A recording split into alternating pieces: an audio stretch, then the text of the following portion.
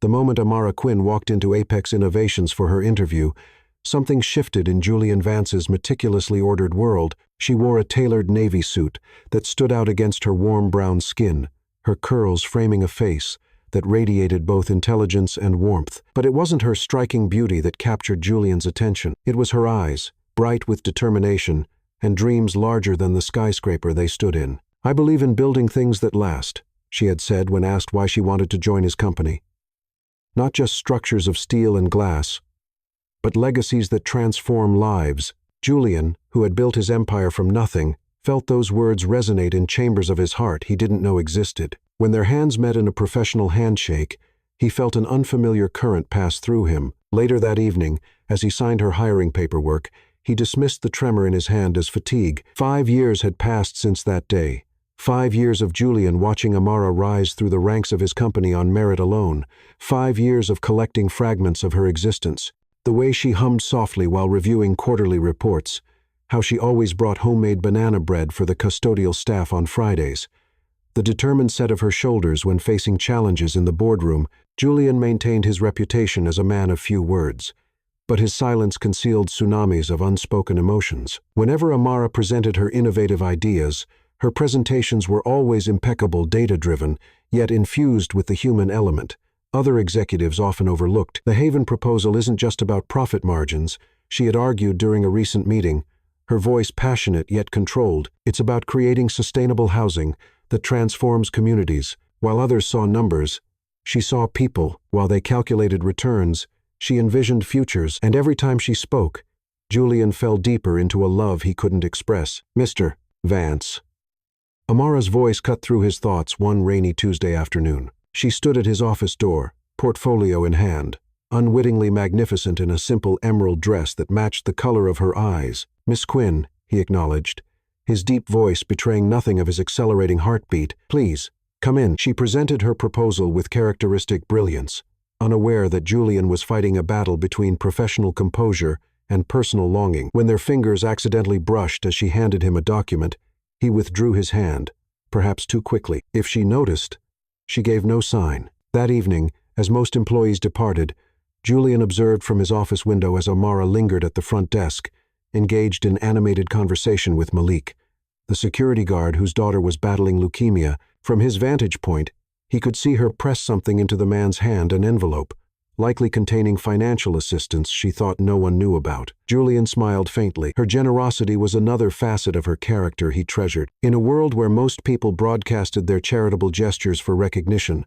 Amara helped others with quiet dignity. The following day, Amara found herself assigned to lead the prestigious Crestwood development, a project many senior executives had vied for. She assumed it was her detailed proposal that had won the board's approval. She never suspected that Julian had championed her behind closed doors, fighting against the subtle prejudice of board members who questioned whether a young black woman was ready for such responsibility. "She's not just ready," Julian had stated with rare forcefulness. "She's the only one truly qualified." When discrimination arose from a racist client who refused to work with Amara, Julian intervened without fanfare. He didn't tell her how he had threatened to withdraw his company's support entirely unless she received proper respect. She only knew that, suddenly, the client became remarkably cooperative. At company gatherings, Julian maintained a calculated distance too close, and he feared his feelings would become transparent, too distant, and he might miss the musical sound of her laughter. So he existed in the periphery of her world, watching her shine while he remained in shadows. "You should talk to her," Nathan, his childhood friend and CFO, suggested during the annual charity gala. Beyond quarterly reviews and project assessments, Julian swirled his untouched champagne and said, "Say what, exactly? Anything? The weather, politics, the mysterious way the office coffee disappears faster when she works late?" Nathan grinned. "Just words, Julian. They're not as difficult as you make them out to be." But for Julian, words were precisely the problem. The man who could negotiate $8 billion deals without breaking a sweat became tongue-tied, contemplating simple conversation with Amara. Each morning, he resolved to invite her to lunch. Each evening, he left with the invitation unspoken. Instead, he expressed his feelings through actions she never connected to him. When her computer mysteriously upgraded after she mentioned slow processing speeds to a colleague, she attributed it to efficient IT services. When her parking spot was relocated to a safer area after a minor incident in the garage, She assumed it was standard security protocol. When her sister received a prestigious art scholarship she hadn't applied for, Amara never suspected the wealthy benefactor was her own employer. One evening, working late, Julian passed by her office. She sat, bathed in the glow of her computer screen, brow furrowed in concentration, a strand of hair falling across her cheek. The urge to brush it away nearly overwhelmed him. "Is there something you need, Mr. Vance?" she asked, looking up suddenly, catching him in unexpected eye contact. Julian hesitated. 1,000 confessions rose to his lips. "I need your smile to start my day. I need your voice to calm my thoughts. I need your courage to inspire my own. Just checking if you needed anything before I leave," he said instead, his voice steadier than his heart. "I'm fine. Thank you," she replied with a professional smile. As he walked away, Julian acknowledged the irony. The man who owned half the city couldn't claim what he truly wanted. Not through money, not through power. For the first time in his life, Julian Vance was utterly helpless against the quiet tyranny of his own unspoken love. That night, alone in his penthouse overlooking the glittering city, Julian stood at the window and whispered her name to the empty room. Someday, he promised himself, someday I will find the words to tell her everything. Until then, he would love her silently, completely. From a distance she couldn't begin to measure. Chapter 2. Broken Down Walls. The autumn night descended earlier than Amara expected, as she finished reviewing the Haven proposal. When she finally emerged from Apex Tower, the parking lot had emptied except for her weathered Honda and a sleek black Aston Martin she recognized as Julian's. The contrast between their vehicles never failed to remind her of the vast difference in their worlds. "Just another late night," she murmured to herself, slipping into her car, running her fingers over the cracked leather of the steering wheel, a relic from college she couldn't bear to replace, despite her rising position. When the engine responded with nothing but a labored whine, Amara's heart sank. "No, no, not tonight," she pleaded, turning the key repeatedly. After the 5th attempt, she slammed her palm against the steering wheel, frustration overwhelming her usually composed demeanor. The presentations for tomorrow weren't finished. Her sister Sienna needed help with college applications. And now this. Stepping out into the cool evening air, Amara tried calling 3 different mechanics. Each promised to come tomorrow. Leaning against the car's hood, she closed her eyes, exhaustion washing over her like high tide. The nearest bus stop was a mile away, and ride-share prices were surging. "Just breathe," she reminded herself. "You faced worse." The purr of a powerful engine interrupted her moment of self-encouragement. Through the darkness, headlights approached slowly before stopping beside her. The window rolled down, revealing Julian Vance's chiseled profile, illuminated by the soft glow of his dashboard. "Car trouble?" he asked, his voice lower and somehow warmer than it ever sounded in the office. Amara straightened immediately, smoothing her skirt in an unconscious gesture. "Mr. Vance, yes, it seems to have given up the ghost." "Julian," he corrected. And for a moment, Amara thought she detected nervousness beneath his usual reserve. Outside office hours, "I prefer Julian." The name felt intimate on her tongue when she tested it. "Julian." A moment of silence stretched between them, filled with something neither acknowledged. "Can I offer you a ride home?" he finally asked. Amara hesitated. In 5 years, they'd never been alone outside the professional setting of Apex Innovations. The prospect stirred an unexpected flutter in her stomach. "I wouldn't want to inconvenience you," she replied. Even as the first drops of rain began to fall, Julian smiled, a rare, genuine expression that transformed his usually stoic features. "It's hardly an inconvenience to help a colleague in need." Colleague, the word hung between them, accurate yet somehow insufficient. As the rain intensified, practicality overcame hesitation. Amara grabbed her bag from her dead car and slipped into Julian's passenger seat, enveloped immediately by the scent of leather and subtle cologne. The interior was luxurious but understated, much like the man himself. "Where to?" he asked, his fingers tapping lightly on the steering wheel. She gave him her address in Oakwood Heights, a respectable neighborhood, but certainly not where most executives lived. If Julian had any thoughts about her modest address, he revealed nothing. The first few minutes passed in silence, the rain creating a hypnotic pattern on the windshield. Amara watched Julian's profile surreptitiously, noticing details she'd never had the opportunity to observe closely. The slight crease between his brows, the strong line of his jaw, the way his dark hair curled slightly at the nape of his neck. "Do you always work this late?" she asked, surprising herself by breaking the silence first. "Often," he replied, Then, after a pause, though I suspect for different reasons than you. Oh? And what would my reasons be? His lips curved slightly, based on observation, perfectionism, dedication, perhaps a touch of proving yourself in a world that doesn't always make space for people who look like you. The accuracy of his assessment startled her. You've been watching me. Julian's hands tightened almost imperceptibly on the steering wheel. I notice all my employees. And yours? She pressed, ignoring the strange disappointment his explanation evoked. Your reasons for the late nights? He was silent so long she thought he might not answer. When he did, his voice carried a weight she hadn't heard before. Silence. He said simply, big, empty houses are sometimes harder to bear than staying where there's purpose. The vulnerability in those few words shifted something between them. Amara studied him with new eyes, not as the untouchable CEO, but as a man who might know loneliness as intimately as she knew ambition. I would have thought you'd fill your evenings with she, gestured vaguely whatever millionaires do. Yacht parties? Dating supermodels? A genuine laugh escaped him, warm, rich, and startlingly beautiful. I hate boats. They make me seasick. And the supermodels? She asked, surprising herself with her boldness. His eyes met hers briefly, something unreadable in their depths. I prefer substance over spectacle. The car stopped at a red light, rain drumming against the roof. In that suspended moment, they were just two people sharing confidences in the intimate cocoon of darkness and falling water. You grew up in Cedar Hollow, didn't you? He asked as the light turned green.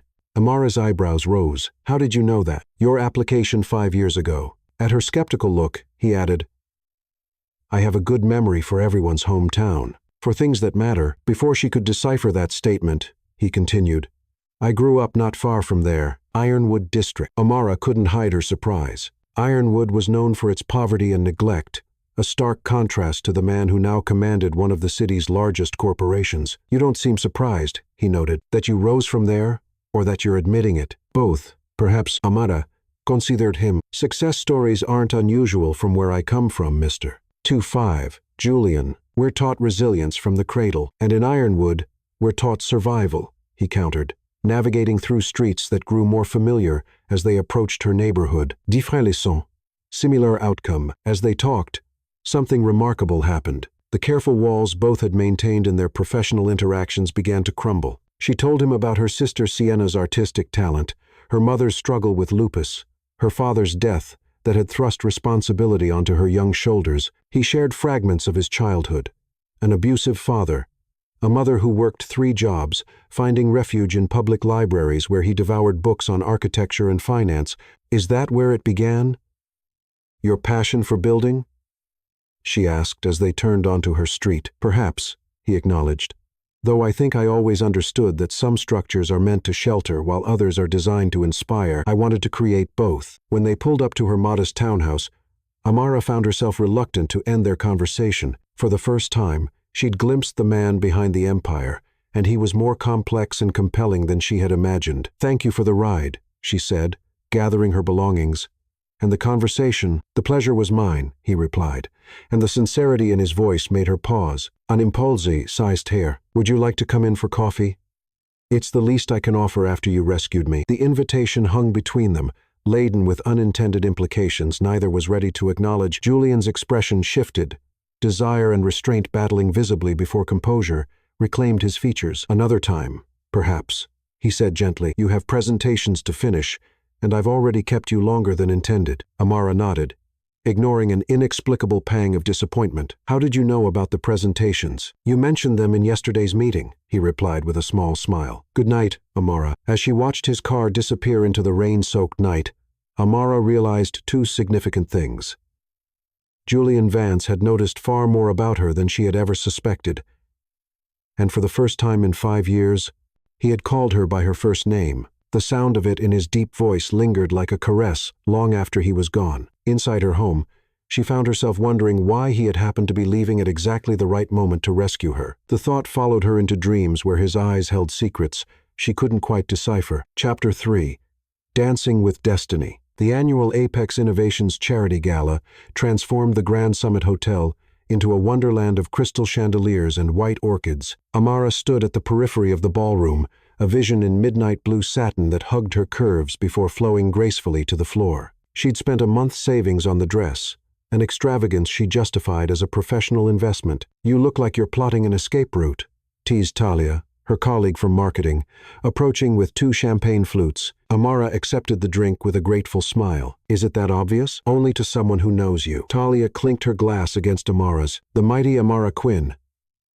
Fearless in boardrooms, but uncomfortable at parties. Who would have thought? Amara's gaze drifted across the room where executives mingled with investors, their easy laughter speaking of lifelong privilege. Despite her professional success, these events always reminded her of the invisible barriers that remained. "I belong in the boardroom," she murmured. "Here, I feel like an imposter." "Nonsense," Talia scoffed. "You're the most brilliant person in this room, including him." She nodded toward Julian, who stood conversing with the mayor, commanding attention without effort in his perfectly tailored tuxedo. Amara found her eyes lingering on him longer than intended. Since their rain-soaked drive 2 weeks ago, something had shifted between them at work. Subtle glances held a moment longer, professional conversations tinged with newfound awareness. She'd caught herself wondering about the man behind the power, remembering his unexpected confession about empty houses and seasickness on boats. "Speaking of our illustrious CEO," Talia whispered, "he's been watching you all evening." "Don't be ridiculous," Amara dismissed, though her heart quickened. "I'm serious. Every time you're not looking, his eyes find you." Before Amara could respond, the orchestra began playing a waltz. Couples drifted to the center of the ballroom, forming a swirling tapestry of movement and color. Miss Quinn, the deep voice behind her, sent an involuntary shiver down her spine. She turned to find Julian standing there, his dark eyes intense. Up close, she noticed details missed from afar. The faint shadow of stubble along his jaw, the slight curl of his hair at his collar. "Mr. Vance," she acknowledged, suddenly aware of Talia slipping discreetly away. "Would you care to dance?" he asked, extending his hand. The simple question hung between them, weighted with unspoken significance. Amara hesitated, surprised by the invitation, and her own visceral reaction to it. "I'm not sure I belong out there," she admitted, gesturing toward the dance floor where the city's elite moved with practiced grace. Julian's expression softened. "Then neither do I." Before taking her hand, he added, "By the way, I reviewed your Haven proposal today." Her pulse quickened. The mixed-income development project was her most ambitious yet. Affordable housing integrated with market-rate units, a community center focused on arts education, green spaces designed with input from neighborhood residents, and local businesses receiving subsidized commercial space. It was the kind of transformative urban development she'd dreamed of creating since college. "It's brilliant," he said simply, "especially the tiered financing structure and the community ownership component. It's exactly the kind of visionary thinking Apex needs." Relief and pride flooded through her. "The board still needs to approve it." "They will." There was such conviction in his voice that she almost believed him, despite knowing how conservative some board members could be about innovative financing models. The unexpected solidarity in his words touched something deep within her. She placed her hand in his, hyper-aware of the warmth of his palm against hers, the strength in his fingers as they closed around her own. He led her to the center of the ballroom, and as his arm encircled her waist, Amara felt the weight of countless eyes upon them. The powerful CEO and the rising executive, the billionaire, and the woman from Cedar Hollow. An unlikely pair by any measure. "Everyone's watching," she whispered as they began to move. "Let them," he replied, his voice low and meant only for her. "I only see you." The simple declaration stole her breath. They moved together with surprising synchronicity, as if they'd danced 100 times before. His lead was confident but gentle, guiding rather than commanding. Amara, who had taught herself to waltz via YouTube videos the night before, found her body responding instinctively to his. "You dance beautifully," he murmured, his breath warm against her temple. "You sound surprised." "Impressed," he corrected, though not surprised. "You excel at everything you attempt." The compliment, delivered with such conviction, caused warmth to bloom in her chest. "You watch me that closely?" Something flickered in his eyes.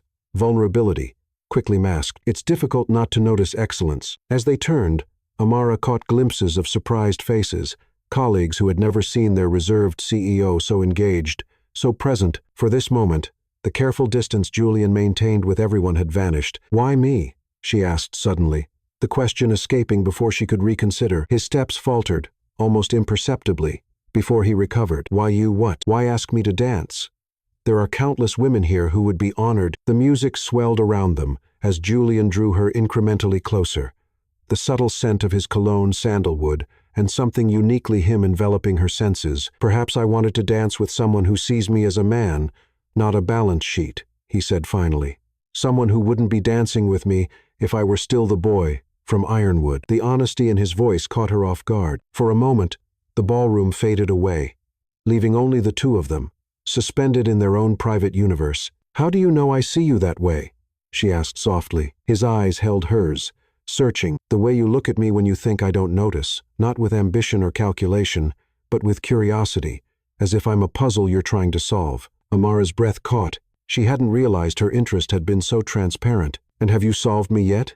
he asked, his voice dropping to a near whisper. The question hung between them, laden with meanings neither was ready to acknowledge. Before she could formulate a response, the music ended. Julian released her waist, but kept her hand in his, brushing his lips across her knuckles in a gesture both old-fashioned and disarmingly intimate. "Thank you for the dance, Amara," he said, her name a caress on his lips. As he stepped away, the spell broke. The ballroom rushed back into focus. The chatter, the clinking glasses, the evaluating glances. Amara stood, momentarily frozen, the ghost of his touch lingering on her skin. Talia appeared at her side, eyes wide. "What just happened?" "We danced," Amara replied simply, though she knew it had been anything but simple. "Amara, the man hasn't danced with anyone at these events in years, not since Talia trailed off." "Since what?" Her friend hesitated. "Since his fiancée died 6 years ago." The revelation landed like a physical blow. Amara's eyes sought Julian across the room, finding him engaged in conversation with board members, his professional mask firmly back in place, yet she had glimpsed what lay beneath. Loneliness, vulnerability, and something that had sparked to life in his eyes when they danced. For the remainder of the evening, they did not speak again, but their eyes met across the room more than once, each glance carrying the weight of unspoken questions and possibilities neither had previously considered. Later that night, as Amara removed her earrings before her bedroom mirror, she found herself replaying the dance in her mind. The strength of his hand at her waist, the intensity in his eyes, the way the world had narrowed to just the two of them. For the first time, she allowed herself to wonder if there could be more between them than professional respect. Across the city, in his penthouse overlooking the glittering skyline, Julian Vance stood at his window, a tumbler of whiskey untouched in his hand. He had broken his own rule tonight, crossing a line he had carefully maintained for 5 years. Dancing with Amara had been impulsive, reckless even, and yet, as he recalled the feel of her in his arms, he couldn't bring himself to regret it. In those few minutes, he had felt more alive than he had in years. The irony wasn't lost on him that he, who commanded an empire, felt powerless in the face of his feelings for a woman who had no idea how completely she had claimed his heart. Chapter 4. Storm and Shelter. 3 weeks after the gala, the city was besieged by the worst storm in a decade. Rain lashed against the windows of Apex Tower, and thunder rumbled like distant artillery. Most employees had left early, heeding weather advisories. But Amara remained, engrossed in finalizing the Haven project presentation. "Miss Quinn," the familiar voice startled her from concentration. Julian stood in her doorway, his usual impeccable appearance slightly disheveled. "You're still here." It wasn't a question, but a statement tinged with concern. Since their dance, they had maintained professional cordiality, but the undercurrent of awareness between them remained electric and unacknowledged. "Just finishing up," she replied, gesturing to her computer. "The Haven presentation can wait until tomorrow," he interjected firmly. "The storm's worsening. They're closing sections of the parkway due to flooding." Amara glanced at the window, surprised to see darkness had fallen. She'd been so absorbed in work that hours had passed unnoticed. "I didn't realize it was so late. Your car's still being repaired?" She nodded, surprised he remembered. "The mechanic says another week. How are you planning to get home?" "Bus," she admitted. "The stop is just outside." Something flashed in his eyes, determination, perhaps. "I have an emergency board meeting in 5 minutes. Wait for me afterward, and I'll drive you home." Before she could protest, he added, "That's not a request, Amara. This storm is dangerous." The use of her first name sent a now familiar warmth through her chest. "I don't want to inconvenience you. Your safety isn't an inconvenience." His tone brooked no argument. 40 minutes, my office. With that, he was gone, leaving Amara to wonder when exactly Julian Vance had begun to care so much about her well-being. 45 minutes later, she stood at his office door, watching him end a call with sharp efficiency. He looked up, tension visibly leaving his shoulders at the sight of her. "Ready?" he asked, rising and gathering his coat. Together, they descended to the underground garage. A charged silence between them as they approached his car. Julian's phone rang. The conversation was brief, but his expression darkened as he listened. "The 15th Street Bridge is underwater," he explained, opening her door. "We'll need to take the northern route." The rain was apocalyptic as they pulled onto the street, visibility reduced to mere yards. Julian drove with focused precision, his hands steady on the wheel. 20 minutes into their journey, they encountered a roadblock. "Eastern Parkway is closed," a police officer informed them through the window. "Flash flooding. You'll need to detour through Riverside." Julian's jaw tightened. "That's miles out of the way. Sorry, sir. No exceptions." As they turned around, the windshield wipers fought a losing battle against the deluge. "This is getting worse," Julian muttered. "We might need to find somewhere to wait it out." Lightning split the sky, illuminating Amara's concerned profile. "There's a cafe about half a mile ahead," she suggested. "Riverstone. It's small, but open late." He navigated carefully through streets, rapidly becoming shallow canals. When they finally reached Riverstone Cafe, both were relieved to see warm light glowing from its windows. "Not exactly where I expected to spend my evening," Julian remarked as they dashed through the rain to the entrance. The cafe was nearly empty, just the barista and an elderly couple in the corner. The warm, coffee-scented air enveloped them as they entered, dripping onto the wooden floor. "Welcome to Storm Refugee Central," the barista called cheerfully. "What can I get you?" They settled at a small table by the window with steaming mugs, black coffee for him, chai latte for her. Outside, the storm raged unabated, but within the cafe's walls, a strange sense of sanctuary prevailed. "You were in an important meeting," Amara said finally. "You didn't have to leave." Julian's eyes met hers over the rim of his mug. "The board can manage without me for one night, but I could have taken a rideshare." "In this weather?" He shook his head. The risk wasn't worth it. Something in his tone made her heart flutter. "And what exactly would that risk be, Mr. Vance?" His gaze intensified. "Julian," he corrected softly. "And the risk would be—" He paused, seeming to choose his words carefully.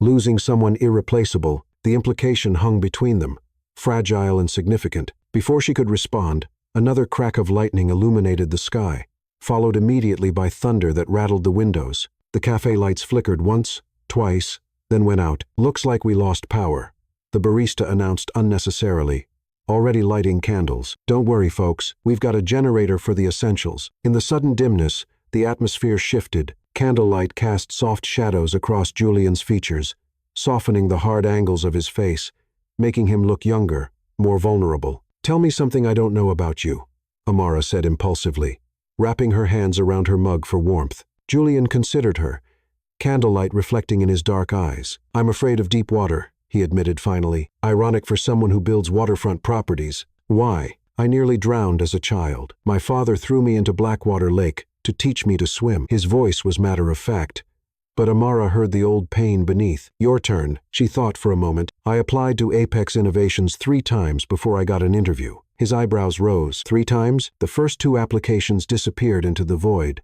The third time, I hand-delivered my resume to your assistant and refused to leave until she promised it would reach the right desk. Julian's laugh was unexpected and beautiful, rich and genuine, in a way his careful corporate chuckles never were. "I had no idea you were so persistent." Determined, she corrected with a smile. "There's a difference." As the storm raged outside, they exchanged stories like precious gifts. His childhood refuge in public libraries, her mother's lupus diagnosis that shaped her teenage years, his first architectural design at 16, her sister's artistic talent. With each revelation, the professional distance between them diminished further. "What made you choose architecture?" she asked, their empty cups long forgotten. Julian's expression turned contemplative. "When you grow up with nothing, shelter means everything. A roof, walls, the difference between safety and danger." His fingers traced patterns on the wooden table. "I wanted to build places that would protect people. Later, I realized buildings could do more than shelter bodies. They could inspire minds, create community, redefine skylines." "Is that why Apex focuses on mixed-income developments?" He looked surprised that she'd noticed. "Partly. Everyone deserves beauty in their surroundings, not just those who can afford penthouses. Yet you live in one," she observed without judgment. "A reminder," he said quietly, "of how far I've come, and how easy it would be to forget where I started." He paused, as if considering whether to share something private. "Though the penthouse isn't where I feel most at home." "No?"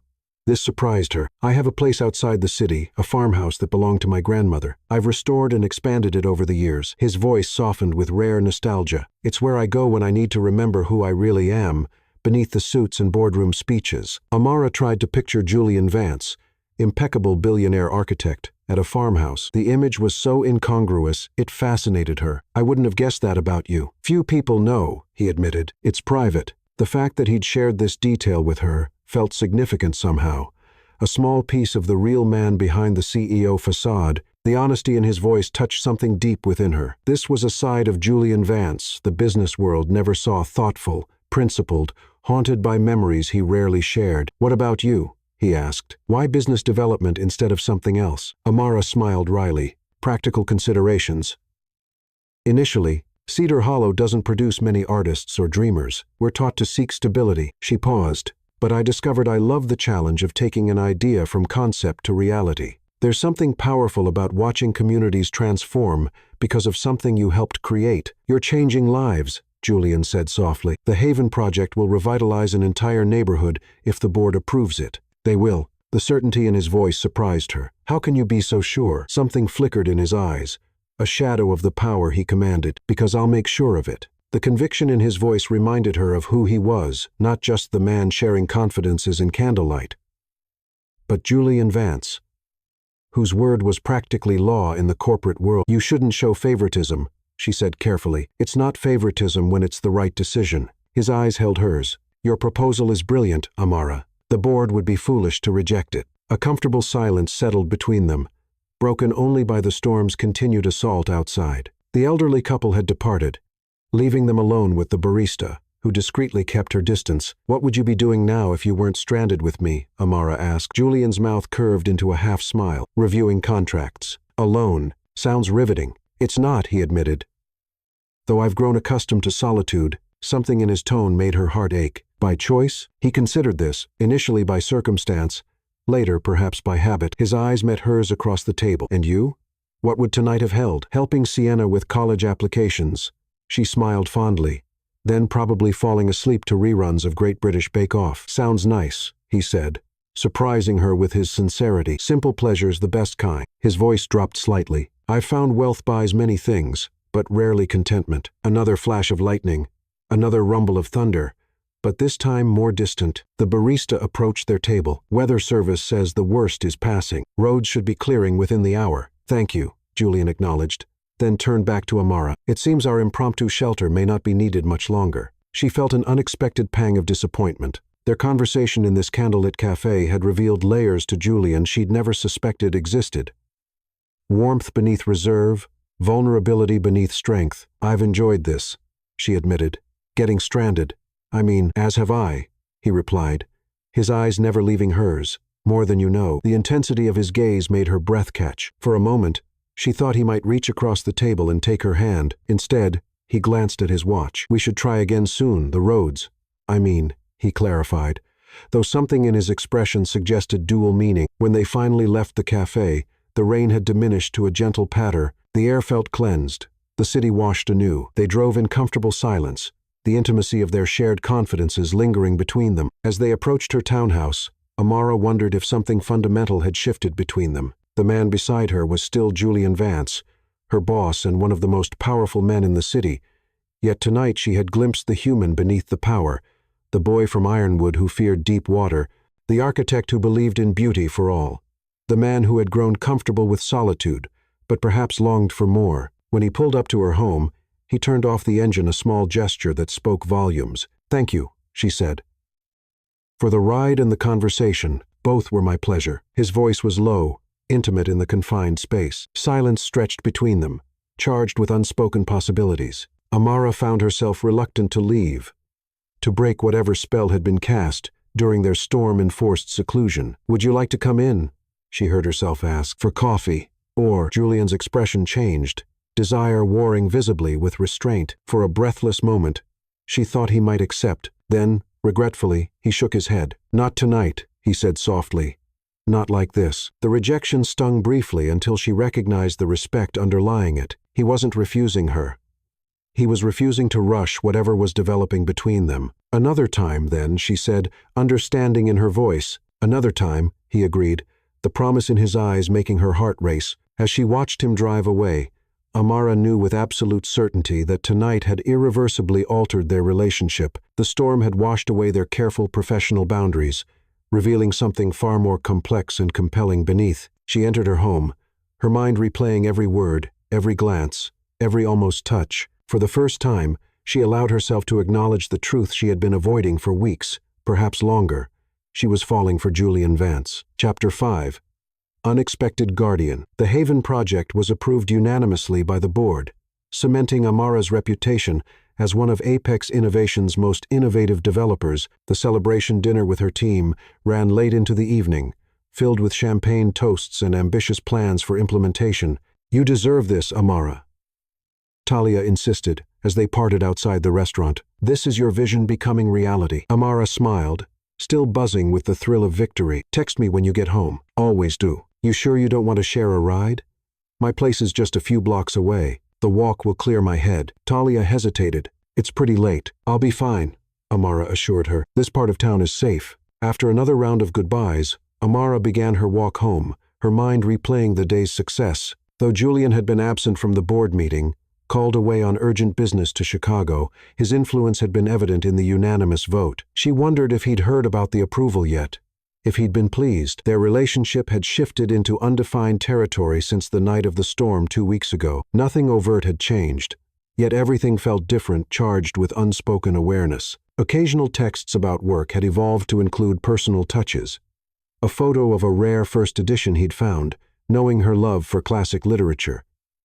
Her sending him a picture of her sister's art installation, which he'd responded to with thoughtful appreciation. Small gestures, yet each felt significant, like foundations being laid brick by careful brick. Lost in thought, Amara didn't immediately notice the group of men who emerged from a side street ahead, 3 of them, laughing too loudly, movements slightly uncoordinated. She tensed instinctively, crossing to the opposite sidewalk. "Hey, beautiful," one called out. "Where you going so fast?" Amara quickened her pace, grip tightening on her purse. The project files were backed up digitally, but her laptop contained preliminary sketches for another development she'd been exploring privately. "I'm talking to you," the man persisted, his friends now crossing the street toward her. "What's the rush?" "I'm not interested," she stated firmly, continuing to walk. "Stuck up," another muttered, loud enough for her to hear. Amara's heart hammered, but she maintained her composure, mentally calculating the distance to the well-lit avenue ahead, just 2 more blocks. "Maybe she thinks she's too good for us," the third man said, his voice carrying a dangerous edge. She pulled out her phone, finger hovering over the emergency call button. Before she could press it, a rough hand grabbed her arm, spinning her around. "I said, where you going?" The man's breath reeked of alcohol, his grip painfully tight. "Let go of me," Amara demanded, keeping her voice steady despite the fear coiling in her stomach. "Or what? You gonna call the cops?"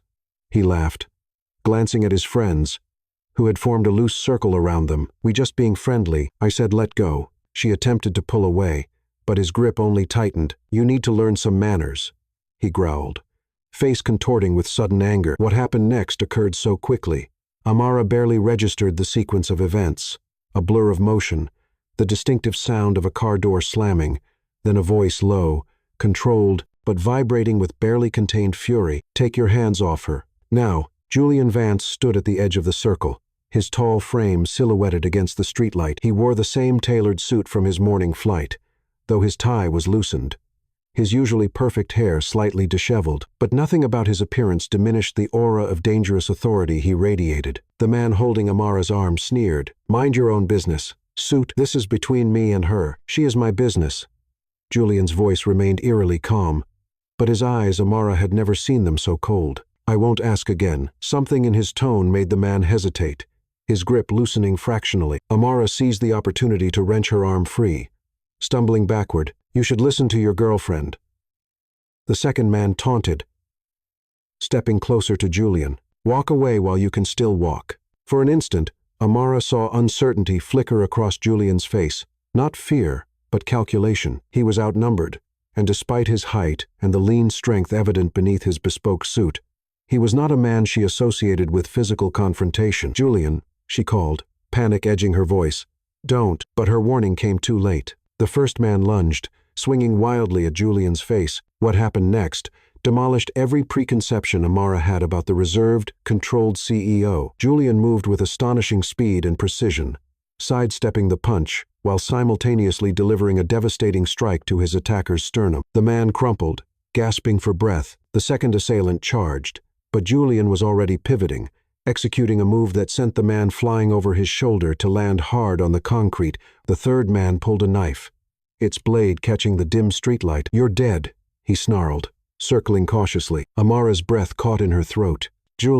But Julian's expression hadn't changed, still that terrifying calm, that focused intensity. When the knife wielder lunged, Julian's response was ruthlessly efficient. A blocked thrust, a sharp crack of bone, and the knife clattered to the pavement along with its wielder, who howled in pain, clutching his clearly broken wrist. The first two men had recovered enough to regroup, advancing together this time. Julian's back was to a wall now, but if he felt trapped, his demeanor didn't show it. He moved with lethal grace, each strike precise and devastating. Within moments, all three attackers lay groaning on the pavement. Silence descended, broken only by harsh breathing and the distant wail of a siren. Someone must have called the police. Julian stood amid the fallen men, knuckles bleeding, chest rising and falling rapidly, but otherwise appearing unnervingly composed. Then he turned to Amara, and something shifted in his demeanor, not a complete transformation, but a modulation of the same intensity, now channeled into concern rather than combat. "Are you hurt?"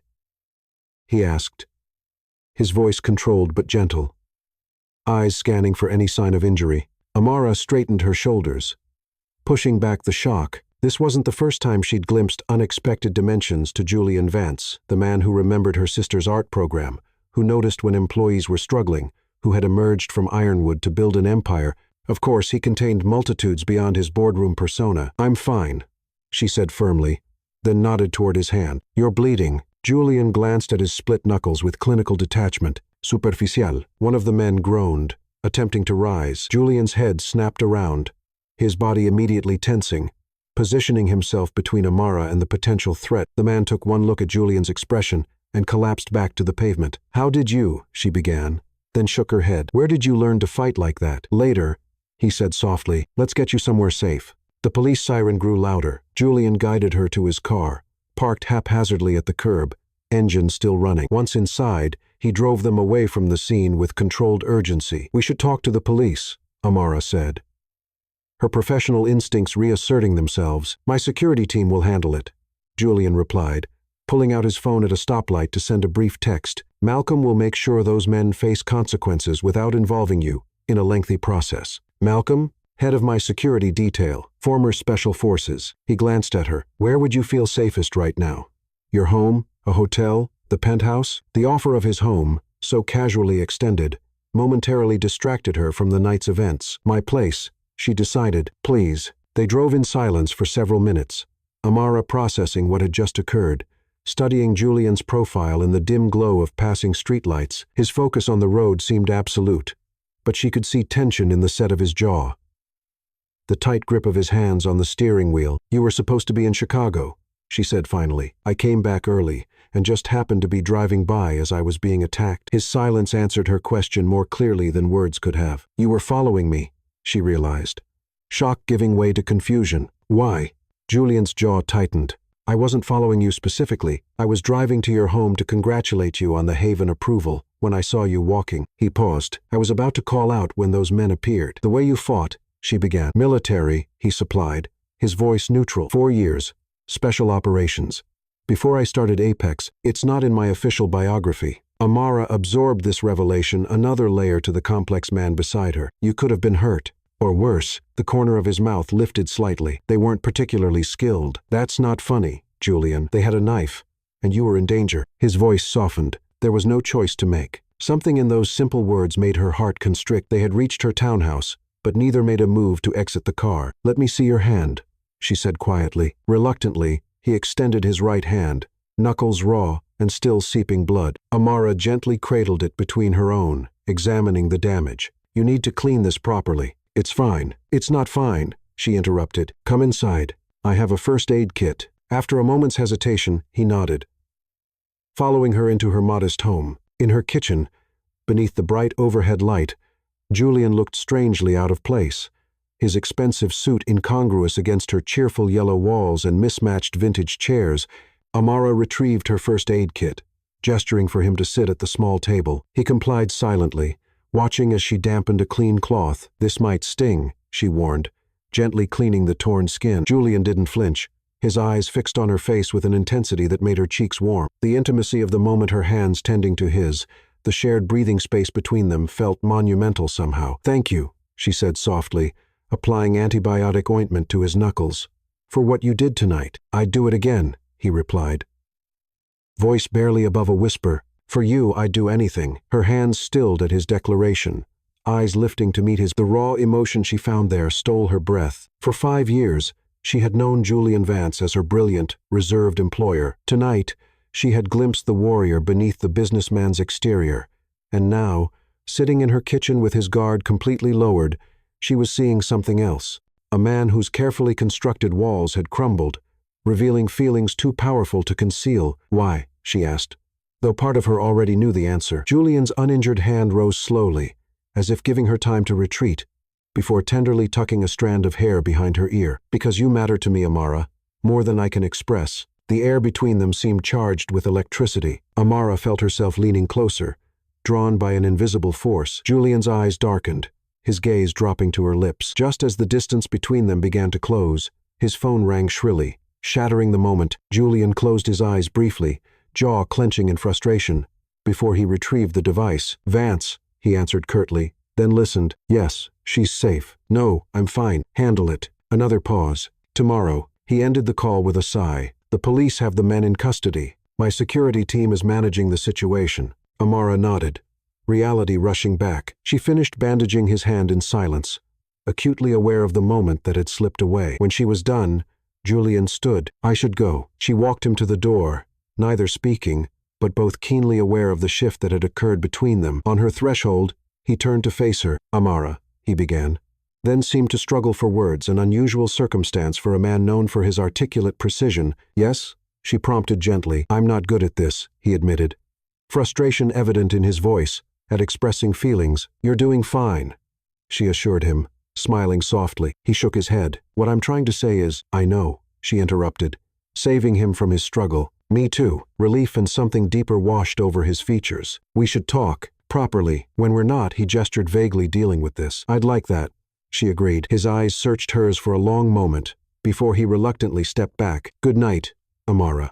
"Good night, Julian." She watched from her doorway as he walked to his car, his tall figure cutting a distinguished silhouette against the night. Just before getting in, he turned back, their eyes meeting across the distance. Something unspoken yet profound passed between them. A promise, a possibility, a beginning. As his car disappeared around the corner, Amara closed her door, leaning against it. Her heart raced, not from the lingering fear of the attack, but from the certainty that everything between her and Julian Vance had changed irrevocably tonight. The reserved, untouchable CEO had revealed himself as her fierce protector, and in doing so, had shown her the depth of feelings he could no longer conceal. Chapter 6. Night Vigil. In the weeks following the attack, Amara and Julian's relationship evolved through small gestures. Morning coffee appearing on her desk, lingering conversations after meetings, brief touches that sent electricity through her skin. The Haven project demanded her complete attention, while Julian negotiated with international investors, leaving their promised conversation perpetually delayed. "You're different lately," Sienna observed one Sunday, her artistic eye missing nothing as they browsed an art supply store. "Distracted." In a good way. Amara examined a set of paintbrushes with unnecessary attention. "I'm just busy with Haven." Sienna hummed skeptically. "And does Haven have dark eyes and wear custom suits?" "It's complicated," Amara admitted finally. "He's Julian Vance." "So? You both came from nothing. You both built yourselves up. You care about the same things," Sienna reasoned, selecting a tube of cobalt blue paint. "Your worlds align where it matters." The truth was, Amara wasn't afraid of their differences. She was afraid of the intensity of her feelings for him, how quickly they had grown, how completely they had overtaken her carefully ordered life. Monday brought crisis. The Haven project's contractor backed out unexpectedly. By evening, Amara sat alone in her office, a pounding headache, making it difficult to focus on the spreadsheet of potential replacements. "You need to eat." Julian appeared in her doorway, jacket discarded, sleeves rolled up to reveal strong forearms. In one hand, he held a paper bag emanating delicious aromas. "I was going to grab something on my way home," she lied. "When would that be? Midnight?" He entered without waiting for an invitation. "Korean from that place on 5th you mentioned liking." As they shared dinner, discussing solutions to the contractor problem, their conversation flowed easily from work to personal matters. Her sister's upcoming gallery showing, to a book he'd recently finished that he thought she'd enjoy. The easy companionship felt both natural and extraordinary. "You're pale," he observed, studying her with concern, "and you've been rubbing your temple every few minutes." When she stood to leave, dizziness overwhelmed her. Julian was instantly at her side, his arm supporting her waist. "When did you last sleep properly?" he asked, voice low with concern. "Define properly," she attempted to joke, but even to her own ears, her voice sounded weak. In the parking garage, the fluorescent light sent searing pain through her skull. The last thing she remembered was Julian calling her name, his voice sharp with alarm, before darkness claimed her. Consciousness returned slowly. First, awareness of softness beneath her. Then the scent of clean sheets and something subtly masculine. Finally, the gentle pressure of something cool against her forehead. Amara opened her eyes to find Julian seated beside the bed, concern etched in his features. "You collapsed," he explained, removing the cool cloth from her forehead to dampen it again. "Exhaustion and dehydration, according to the doctor." "Where am I?" she asked, taking in the spacious bedroom with its minimalist yet luxurious decor. "My home." He looked momentarily uncertain. "I didn't want to frighten Sienna by bringing you home in that condition." The consideration behind his decision touched her deeply. "Thank you. You've been pushing yourself too hard," he said, no judgment in his voice. "Haven isn't worth your health," says the man who regularly works 18-hour days. She countered weakly. A smile ghosted across his face. "Do as I say, not as I do." Amara noticed his disheveled appearance, rumpled shirt, stubble shadowing his jaw, evidence of a night spent keeping vigil. "What time is it?" "Just after 4 in the morning." "Julian, you should be sleeping. You have the Singapore conference call at 7. His eyebrows rose slightly. "You memorized my schedule?" "The important parts," she admitted, feeling unexpectedly vulnerable in the confession. Something warm flickered in his eyes. "The call can wait. Billions of dollars depend on that call. And you."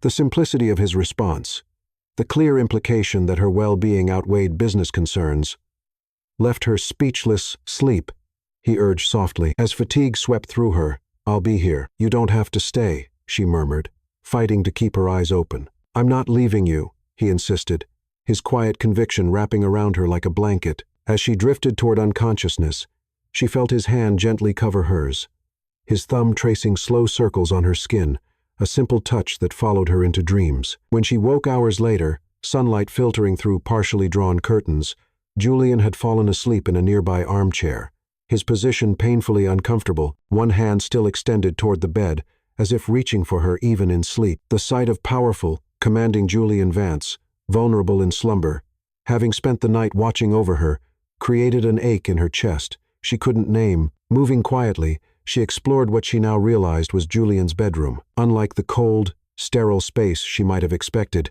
it was warm and surprisingly personal. Bookshelves lined one wall, filled with well-worn volumes. A framed photograph caught her attention.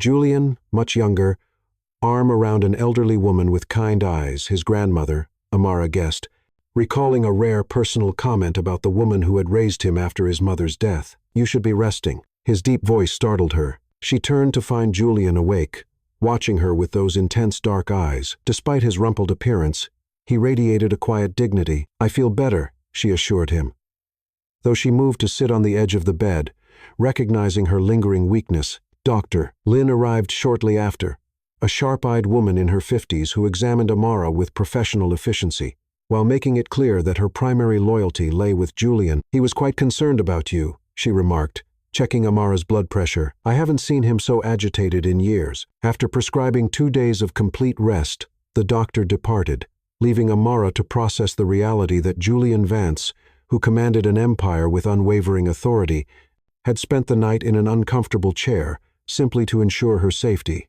"I should go home," she said without conviction when Julian returned.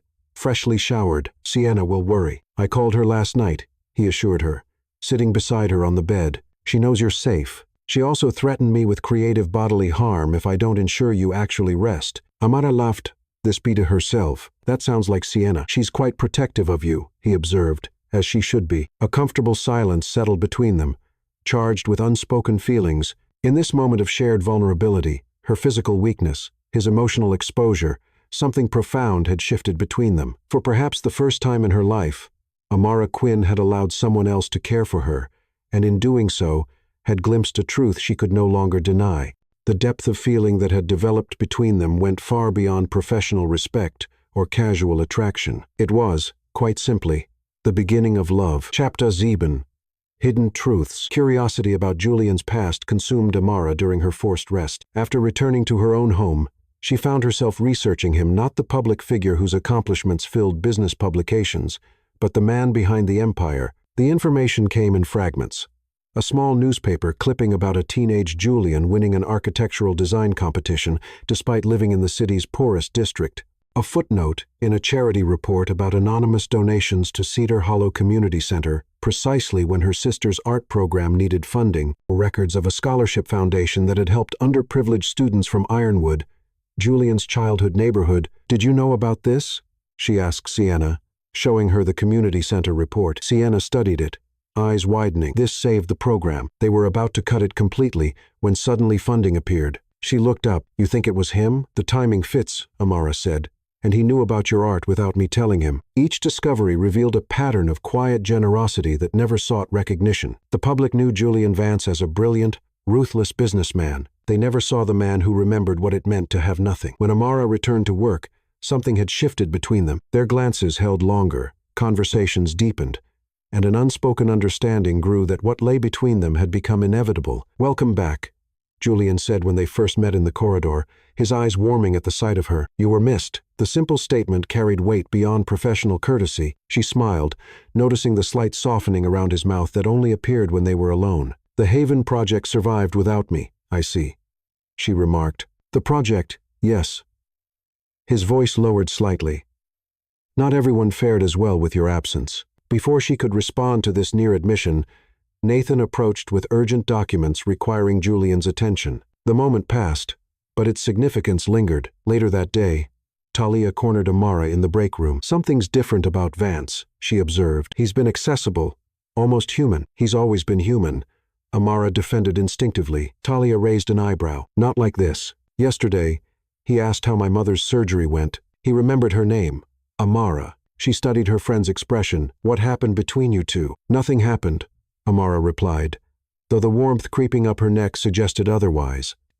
Talia's skepticism was palpable. Well, whatever this nothing is, it looks good on both of you. That evening, as the office emptied, Amara found herself alone with her thoughts. Julian had left for a business dinner, but had asked her to review documents for tomorrow's meeting and leave them on his desk. It was his birthday, she realized suddenly, remembering the date from her research, 40 years old today, and spending it at yet another business function. Making her way to his office, she placed the folder on his immaculate desk. As she turned to leave, her eyes caught on a framed photo she hadn't noticed before, the same one from his bedroom of young Julian with his grandmother. The fact that he kept it here, in his most professional space, spoke volumes. Her gaze drifted to his desk drawer, slightly ajar. Professional ethics warred briefly with curiosity before the latter one. Inside lay a small, carved wooden box that seemed at odds with the sleek modernity of his office. Before she could close the drawer, her office phone rang, startling her. It was Malik from security.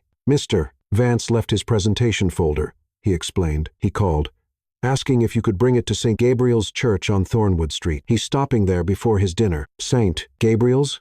Amara repeated, surprised. He's at church? Goes there sometimes, Malik said casually, usually on his birthday. 20 minutes later, Amara stood outside the small stone church, Julian's forgotten folder in hand. The building was modest compared to the grand cathedral downtown, tucked away on a quiet street far from Apex Tower's sleek prestige. She entered quietly, the heavy door closing softly behind her. The sanctuary was dimly lit and seemingly empty until she spotted a solitary figure kneeling in prayer near the altar. Julian, she should announce her presence, she knew, yet something held her in place. The rare sight of this powerful man in a moment of complete vulnerability. His head was bowed, one hand clutching something small that caught the candlelight, a necklace, perhaps. "I've spent my life building walls," his voice carried in the quiet space, unaware of her presence, creating something from nothing, protecting myself from ever feeling helpless again. Amara remained frozen in the shadows of the entryway, knowing she should leave but unable to move. "But she sees through every wall," Julian continued, his voice softer now, "and I'm terrified not of loving her. I've done that silently for years, but of losing her once she knows the truth about me, about the darkness I came from." Her breath caught. She should not be hearing this. These weren't words meant for her ears, yet she couldn't bring herself to interrupt this raw moment of confession. "Give me strength," he murmured, "to tell her everything, to offer her my heart, damaged as it is, to risk everything for Amara." The sound of her name on his lips in prayer sent a shock through her system. Julian Vance, who commanded an empire with unwavering authority, was on his knees, praying for the courage to love her. She backed away silently, slipping out the heavy door without betraying her presence. Outside, the cool evening air filled her lungs as she leaned against the stone wall, mind racing with what she'd witnessed. 5 years of professional distance, months of growing awareness, weeks of unspoken feelings. And now the confirmation that Julian Vance had been silently loving her all along, afraid not of the depth of his feelings, but that she might reject him if she knew the full truth of his past. As she gathered her composure, a decision crystallized in her mind. If Julian couldn't find the courage to bridge the final distance between them, perhaps it was time she took that step herself. Chapter 8. The Prayer Overheard. Amara couldn't sleep that night. Julian's prayer echoing in her mind, his words revealed a truth she had sensed but never confirmed, that his feelings for her ran as deep as hers for him. She replayed the scene countless times, his kneeling figure illuminated by candlelight, the raw vulnerability in his voice as he whispered her name, the fears he confessed only to God and the empty church, or so he had thought. Dawn found her sitting at her kitchen window, watching the city awaken as her decision crystallized. 5 years of professional distance, months of growing awareness, weeks of unspoken feelings. It was time for words, or perhaps actions that spoke louder than any declaration. At the office, she maintained her usual professional demeanor, though her heart raced whenever Julian entered a room. She noticed things about him she'd always seen but now understood differently. The way his eyes sought her in meetings, how he created opportunities for their hands to brush when exchanging documents, his body angling toward hers unconsciously when they spoke. He seemed different too, more open, less guarded, as though his prayer had somehow lightened a burden he'd carried for years. When he smiled at her across the conference table, it reached his eyes in a way that made her breath catch. "The fundraiser for the Haven Project is tonight," he reminded her during their afternoon meeting. "The entire board will be there." "I remember," she replied, studying his face, the face she now realized she'd memorized without intending to. The slight crease between his brows when he concentrated, the rare dimple that appeared with genuine smiles. "I should leave early to prepare," he said, glancing at his watch. "It's at my farmhouse outside the city." "You have the address?" "Yes. The car service is arranged." He nodded, hesitating as if wanting to say more. His fingers tapped briefly on the folder between them, an uncharacteristic display of nervousness. "Amara," he began, then paused, seeming to reconsider. "I'm glad you'll be there tonight." Such a simple statement, yet the intensity in his eyes suggested layers of meaning beneath the words. "I wouldn't miss it," she replied softly. "The Haven Project means too much." "Yes," he agreed, though something in his expression suggested they weren't just discussing the project. "It does." As Amara prepared for the fundraiser that evening, she chose her dress with particular care. A deep crimson gown that hugged her curves before flowing gracefully to the floor. The color was bold, unexpected, a departure from the conservative blues and blacks she typically wore to professional events. Sienna whistled when she emerged from her bedroom. "Wow, that's not your usual fundraiser look." Amara smoothed the rich fabric, heart pounding with anticipation and nerves. "Tonight isn't usual." Her sister's eyes widened with understanding. "You're going to tell him how you feel." "Something like that," Amara replied, unable to explain the plan taking shape in her mind, a plan too audacious to voice aloud. "About time," Sienna grinned, helping her with her necklace. "The way you two look at each other when you think no one notices."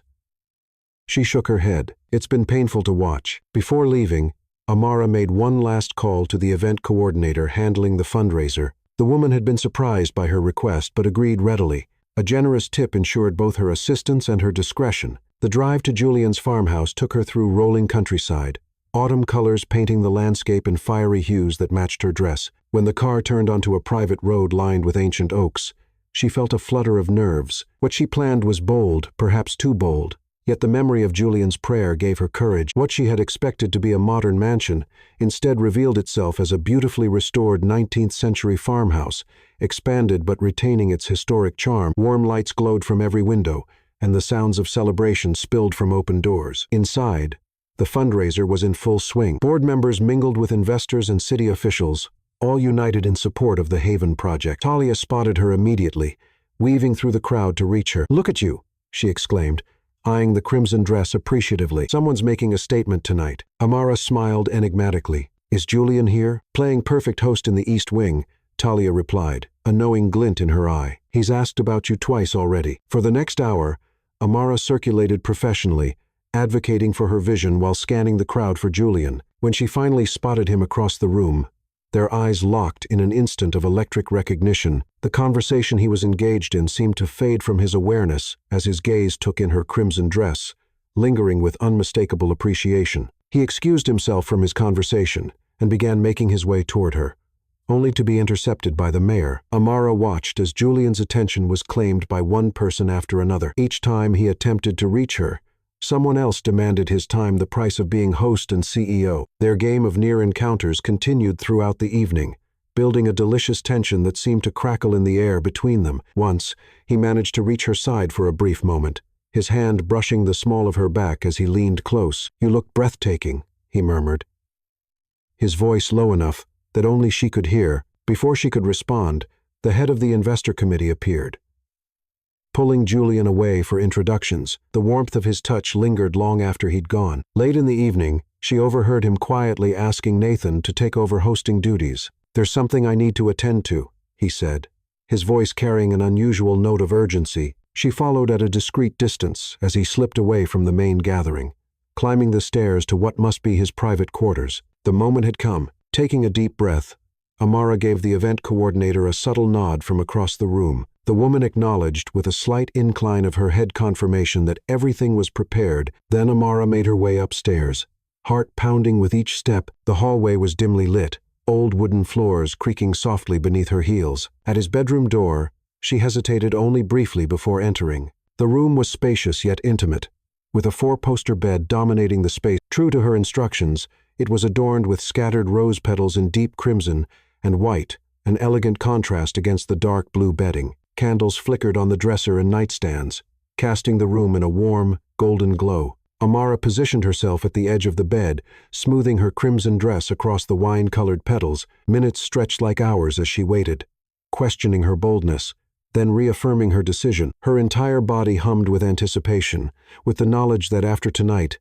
everything would change. When the door finally opened, Julian froze in the threshold, dark eyes widening at the vision before him. Shock, disbelief, and unmistakable desire crossed his features in rapid succession. He stood completely still, as though afraid any movement might cause the scene before him to dissolve like a dream. "Amara," he breathed, her name like a prayer, echoing the reverence she'd heard in the church. She rose slowly, the crimson fabric flowing around her like liquid fire. "I heard you," she said simply. "In the church, I heard your prayer." Color drained from his face as understanding dawned. "You were there. I came to bring your presentation folder. I didn't mean to overhear, but I did." She moved toward him with measured steps, the distance between them shrinking with each heartbeat. "Every word, Amara," he began, uncertainty replacing his usual confidence. She placed her finger against his lips, silencing him. "You don't have to say it. I already know." Then, with all the courage she possessed, she replaced her finger with her lips, kissing him with 5 years of unspoken longing. For a heartbeat, Julian remained still, as if afraid movement might shatter this moment. Then, with a sound that was half groan and half surrender, his arms encircled her, pulling her against him as he returned her kiss with equal passion. The world narrowed to this, his lips on hers, his hands cradling her face with a tenderness that belied their strength, the solid warmth of his body against hers. When they finally parted, breathless, tears glistened in his eyes, tears only a man who had loved beyond words could understand. 5 years, he whispered against her hair. 5 years of loving you silently. No more silence, she murmured back. No more waiting. His hands traced the curve of her waist with reverent care. I've dreamed of this, he confessed, of you, but reality. He shook his head slightly. Wonder in his expression. Reality surpasses every dream. Amara guided him toward the bed, the rose petals a fragrant cushion beneath them as they sank down together. Show me, she whispered. Show me what you've dreamed. That night, as the fundraiser continued without them, Julian and Amara found in each other's arms the belonging they had both sought all their lives. Every touch, every whispered confession, every passionate embrace was a bridge spanning the distance they had maintained for too long. I've wanted you from the moment you walked into that interview, Julian admitted, his lips tracing the curve of her shoulder. Not just your beauty, though, God knows. You took my breath away. It was your mind, your determination, your compassion that I fell for. Amara's fingers traced the planes of his chest, marveling at the strength there. I thought you were intimidating, untouchable, she confessed. I never imagined you noticed me beyond my work. I noticed everything, he said, voice rough with emotion. The way you hum when concentrating, how you remember everyone's birthdays. Your quiet generosity that seeks no recognition. In the quiet aftermath, as moonlight spilled across the tangled sheets, Julian traced the curve of her cheek with gentle fingers. I was afraid, he admitted, that you wouldn't want me if you knew where I came from, what I've done to survive. Amara captured his hand, pressing a kiss to his palm. Your past shaped you, but it doesn't define you. I love the man you've become because of it, not despite it. The word love hung between them, finally spoken aloud. Julian's eyes darkened with emotion as he pulled her closer. Say it again, he requested softly. I love you, she repeated. The words both a revelation and a confirmation of something she had known for longer than she'd been willing to admit. I love you, Julian Vance. His kiss in response was tender, unhurried, a promise rather than a demand. And I love you, Amara Quinn. With everything I am and everything I have. As dawn approached, they shared not just their bodies but their histories, their dreams, their fears, the complete truths that had remained hidden for too long. Julian spoke of his violent father, of protecting his mother until her death from cancer when he was 14, of the grandmother who had saved him from the streets but couldn't save him from the anger that had driven him for years. I built Apex from nothing, he said. But for so long, it was fueled by the need to prove myself, to become someone my father couldn't touch, someone with enough power that I'd never be helpless again. Amara shared her own struggles, the weight of responsibility thrust upon her at 16 when her father abandoned the family, the sacrifices she'd made to ensure Sienna had opportunities she never had. We're more alike than different, she observed, tracing patterns on his skin, both shaped by loss, both driven to create something lasting. Julian nodded, pressing a kiss to her forehead. Perhaps that's why I recognized something in you from the beginning, a kindred spirit behind professional walls. As the first light of morning gilded the room, they lay entwined, neither willing to break the spell of intimacy that had woven around them. The world outside, with its meetings and contracts and corporate hierarchies, seemed distant and unimportant compared to the truth they had discovered in each other's arms. What happens now? Amara asked finally, her head resting on his chest, his heartbeat strong beneath her ear. Julian's arms tightened around her. Now, he said with quiet certainty, we build something together, something even more meaningful than what we've built apart. In that moment, as the rising sun bathed them in golden light, Amara knew with absolute certainty that loving Julian Vance and being loved by him in return would be the greatest adventure of her life. Chapter 9. Roses and Revelations. Morning light filtered through the curtains of Julian's bedroom, casting golden patterns across the tangled sheets. Amara woke slowly, momentarily disoriented before memories of the night flooded back.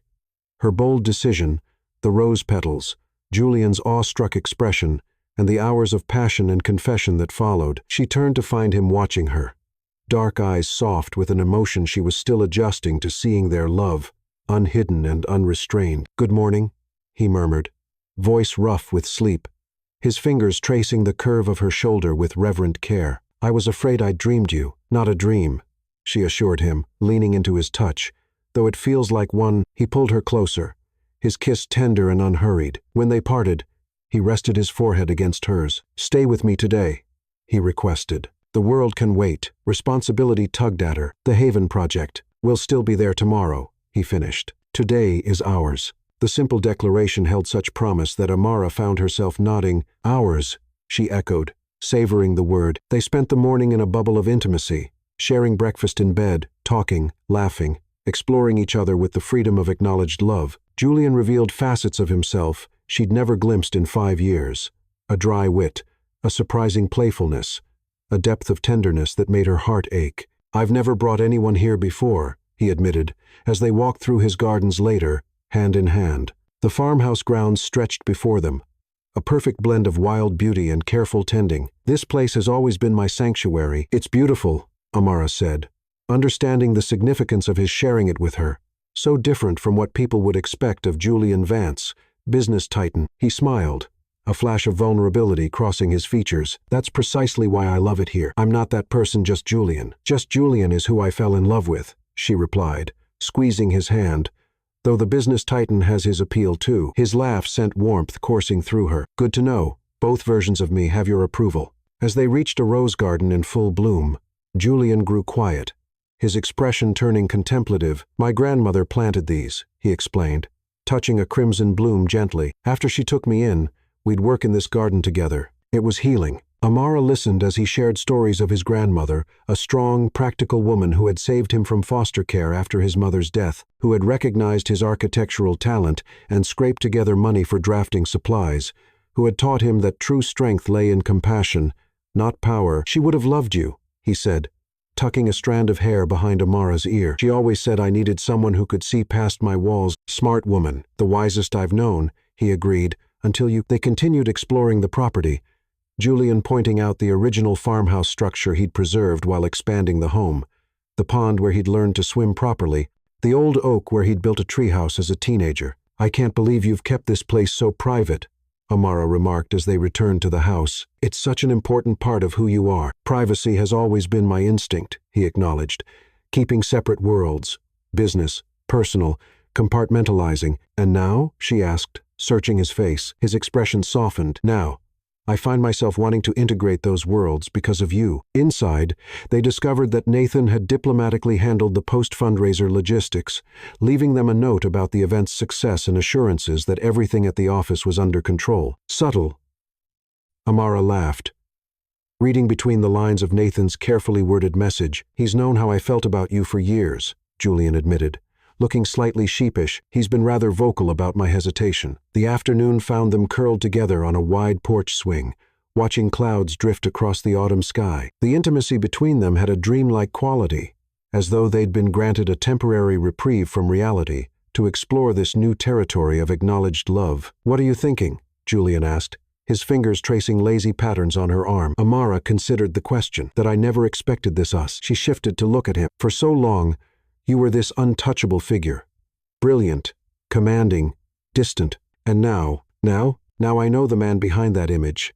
The one who prays in empty churches and plants roses in memory of his grandmother." She traced the line of his jaw. "The one who loves more deeply than anyone I've ever known." Something vulnerable flashed in his eyes. "I've never been good at expressing feelings, at letting people close." "You're doing fine," she assured him. His hand captured hers, bringing it to his lips. "Because it's you. With you, I find words I didn't know I had." The simple honesty of his statement touched something deep within her. This powerful man, who commanded boardrooms with unflinching authority, was offering her his most guarded possession. His heart. "I have something for you," he said suddenly, rising from the swing. "Wait here." When he returned minutes later, he held a small velvet box. Amara's breath caught, her heart accelerating. "It's not what you're thinking," he said quickly, noting her expression. "Though that conversation isn't far from my mind." He sat beside her again, opening the box to reveal a delicate silver pendant, a small, intricately detailed rose hanging from a fine chain. "It was my mother's," he explained, voice soft with memory. "One of the few beautiful things she managed to keep during the worst times. My grandmother gave it to me before she died, said I should give it to the woman who finally broke through my walls." "Julian," she whispered, overwhelmed by the significance of the gesture. "You don't have to accept it," he said quickly. "I know it soon." "No," she interrupted, capturing his face between her palms. "It's perfect. I'm honored." Relief and joy transformed his features as he fastened the necklace around her throat, his fingers lingering against her skin. The pendant rested just below her collarbone, catching the late afternoon light. "It looks right on you," he murmured, "like it was always meant to be yours." Later, as darkness fell, they lay together in his bed, the physical expression of their love giving way to quiet conversation. The outside world began to intrude on their sanctuary as reality reasserted itself. "People will talk," Amara said, her head resting on his chest, "when they find out about us." Julian's arms tightened around her. "Let them. It won't be simple office politics. Professional boundaries. Nothing worth having is simple," he replied. "But if you're concerned about your position or reputation—" "I'm not," she assured him. "I just want to be prepared. For both our sakes." He was quiet for a moment, thoughtful. "What if we don't hide? What if we're open from the start?" Amara propped herself up to look at him, surprised. "You want to go public immediately?" "Not with press releases," he clarified, smiling slightly. "But yes, I don't want to skulk around pretending we're just colleagues. I've spent 5 years hiding how I feel about you. I don't want to hide anymore." The decisiveness in his voice sent a thrill through her. This was Julian Vance, the man who built empires through careful strategy and measured risks, proposing they face the potential complications of their relationship head-on. "Okay," she agreed, heart racing with both anxiety and excitement. "No hiding." His smile was radiant, transforming his usually serious features. "No hiding," he repeated, sealing the promise with a kiss that quickly deepened into something more urgent. Later, drifting toward sleep in his arms, Amara realized the enormity of what had happened in just 24 hours. She had entered this room as Julian's employee and colleague. Harboring unspoken feelings, she would leave it as the woman he loved openly, completely, without reservation. The silver rose pendant rested against her skin, a tangible symbol of the shift. No longer was Julian Vance the distant, untouchable CEO. He was simply hers, and she was his. As sleep claimed her, she felt him press a gentle kiss to her temple. "I love you, Amara Quinn," he whispered, perhaps thinking she was already asleep. "I love you too," she murmured back, feeling him smile against her skin. Tomorrow would bring challenges. Navigating their professional relationship, facing colleagues' reactions, integrating their separate lives. But tonight, wrapped in each other's arms, those concerns seemed distant and manageable. They had found in each other what both had searched for all their lives, not just passion or companionship, but a true partner who understood the road they had traveled and the person they had become because of it. And that, Amara reflected as sleep overtook her, was worth any complication the world might throw their way. Chapter 10. Public Declaration. After a blissful weekend secluded at Julian's farmhouse, reality awaited. The drive back to the city Monday morning held a surreal quality. Meetings, project deadlines, and the inevitable reactions to their changed relationship would test what had blossomed in privacy. "Are you nervous?" Julian asked, briefly taking his eyes off the road. Amara touched the silver rose pendant now hanging at her throat. "A little. But not about us, just the logistics." His hand reached for hers. "We'll figure it out together." They had discussed strategy over breakfast. Julian would inform the board chairman and legal department first thing, establishing proper protocols for project approvals and evaluations. Amara would report directly to Nathan going forward. "Professional boundaries at work," she reiterated. "Absolutely," he agreed. Though his eyes held a mischievous glint, they arrived separately at Apex Tower. Amara spent the morning buried in Haven project updates, fielding curious glances from Talia, who clearly suspected something had changed. Her phone chimed with a message from Julian requesting her presence in the main conference room for an urgent meeting. This wasn't part of their morning discussion. Entering the conference room, Amara found most of the executive team already assembled. Julian stood at the head of the table, his expression unreadable. "Thank you all for coming on short notice," he began. "I've called this meeting to address something that will affect the company going forward." The atmosphere tensed immediately. In Apex's history, unexpected announcements had sometimes meant restructuring or major strategic shifts. "I've recently begun a personal relationship with a colleague," he stated clearly. "One that I believe will become a significant and lasting part of my life." Murmurs rippled through the room as Julian outlined the protocols being implemented. "The reporting structure changes, the oversight procedures for projects." Nathan spoke up. "I think I speak for everyone when I say we appreciate your transparency, Julian. But you've managed to share this news without actually telling us who the lucky woman is." A ripple of nervous laughter moved through the room. "The woman I'm referring to," Julian said, his voice gentler now, "is Amara Quinn." Every head turned toward her. Amara maintained her composure, chin lifting slightly. "Miss Quinn's professional contributions to Apex are well documented and stand on their own merit," Julian continued. "Her relationship with me does not diminish her accomplishments." As the meeting disbanded, many offered smiles or nods as they passed. Talia squeezed her shoulder supportively, mouthing, Details later. Finally, only Julian remained. Closing the conference room door. That wasn't the plan, Amara said quietly. I know, he acknowledged. I made a decision this morning. Without consulting me, she pointed out, you're right. I should have discussed it with you first. He took her hands, but I realized something driving in today. All those years of silence, they were about compartmentalizing my life, and I didn't want to start our relationship the same way. It was quite a statement, she said, a smile tugging at her lips. Too much, bold, unexpected, and thorough, exactly what I should have anticipated from you. The rest of the day passed in a blur of meetings and curious glances. By evening, exhaustion competed with a strange sense of exhilaration. Her phone chimed with a message from Julian. Dinner, my place. I'll cook. Didn't know you could cook, she replied. One of my many hidden talents. 8 p.m. I'll be there. Julian's penthouse revealed the private man. Bookshelves filled with classics. Framed architectural sketches. A vintage record player surrounded by jazz albums. My grandmother introduced me to it, he explained. She said it was sophisticated rebellion, structured but free. Like you. Amara noted. Later, as they stood on his balcony overlooking the glittering city, Julian's arms encircled her from behind. Regrets? He asked softly. Amara leaned back against his warmth. About us? None. She turned in his embrace. About the very public announcement? Ask me in a week. His laugh was low and rich. Fair enough. What about you?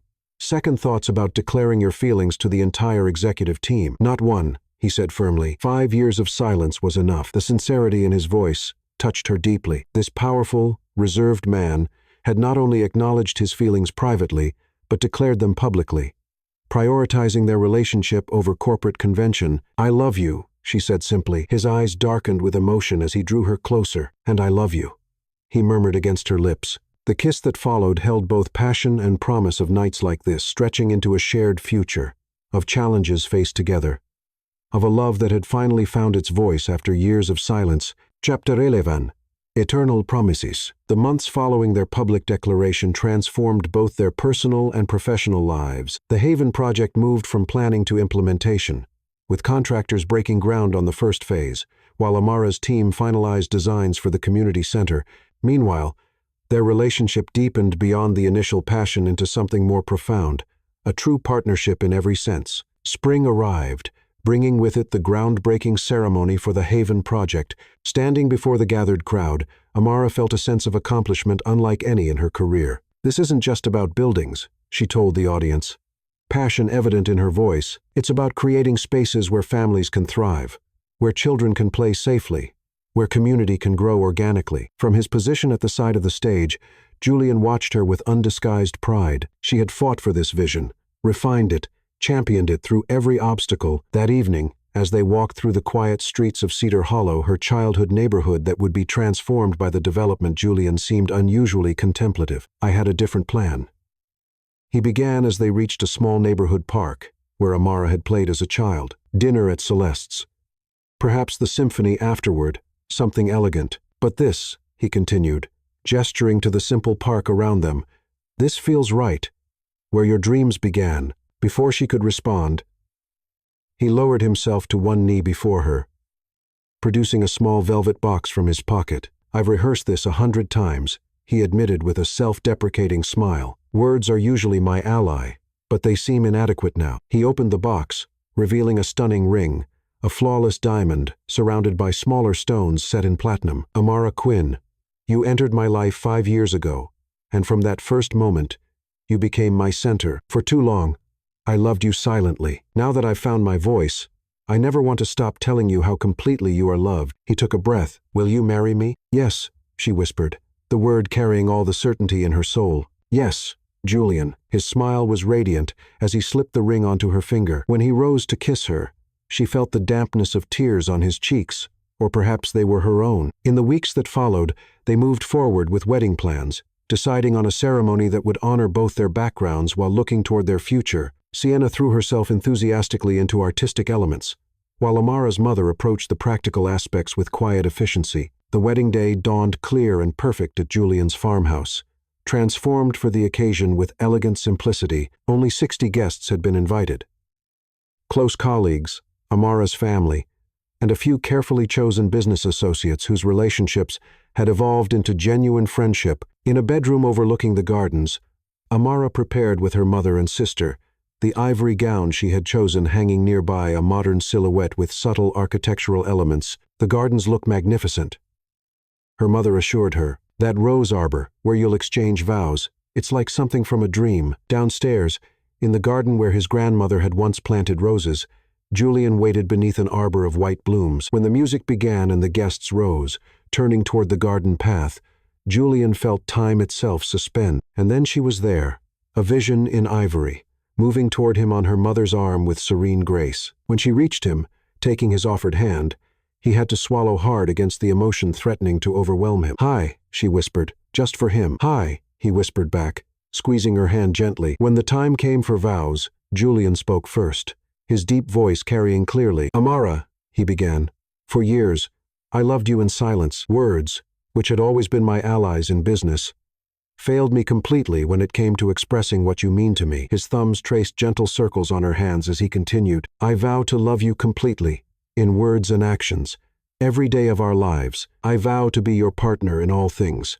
to support your dreams as fiercely as my own. I vow to remember always that true strength lies not in power or success, but in the courage to be vulnerable, to love without reservation, to let you see all that I am." When it was her turn, Amara took a steadying breath. "Julian," she began, her voice wavering slightly before she steadied it, "I stand here today to join my life with yours." She paused, taking a breath. "I never thought I'd—" She stopped, collecting herself as emotion threatened to overwhelm her, meeting his eyes again. "I love both sides of you.